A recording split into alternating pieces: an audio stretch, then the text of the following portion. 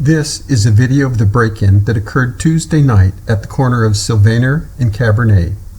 The purpose of the video is to show the importance of having lights on in your house at dusk. The victim's house is on the left. Notice how dark it is compared to the neighbor at the right. We believe the crooks used this fact to determine which house to target. If you look closely at the upper left, you can see our suspect walking southbound Cabernet towards the target house.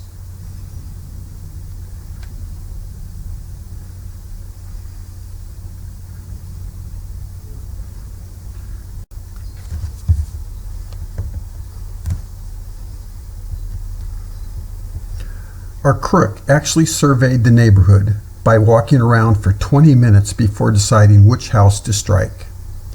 Here he is walking on Shannon Blanc at about 9:20.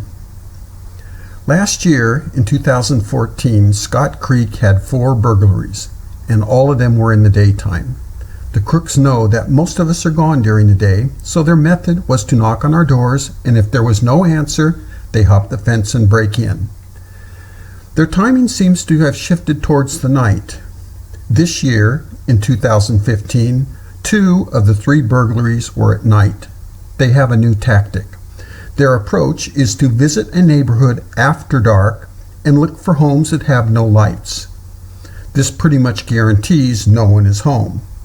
Then they knock on the door. If no one answers, they hop the fence and break in.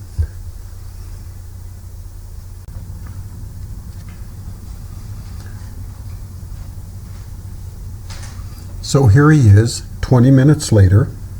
You'll have to look closely at the top of the screen because the distance and the lack of light makes it hard to see. Our crook is walking southbound Cabernet heading to the victim's house. What you can see is just a shadow. He's actually out in the street just in front of the house. And he's making a decision right now whether this is the house that's going to be his target. As you saw earlier, the house is dark.